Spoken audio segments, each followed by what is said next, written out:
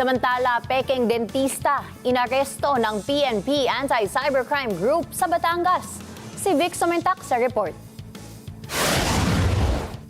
Naharap ngayon sa kasong paglabag sa Republic Act 9484 o Philippine Dental Act of 2007 at Republic Act 10175 o Cybercrime Prevention Act of 2012 matapos maaresto ng Philippine National Police Anti-Cybercrime Group o PNP-ASG sa lalawigan ng Batangas ang isang pekeng dentista.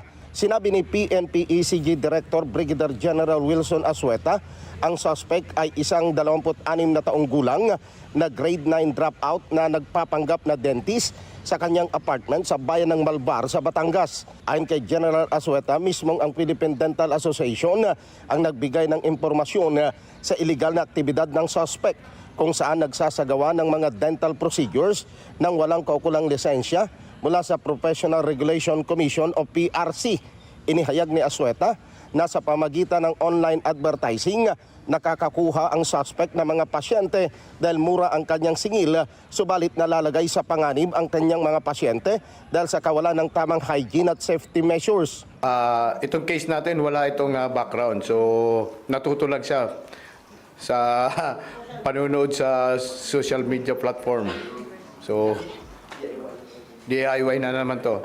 Iniulat ng PNP-ECG na itong Enero lamang ng taong kasalukuyan, umabot na sa 4 na peking dentista ang naaresto maliban sa 89 na nadakip na peking dentist mula noong nakaraang taon.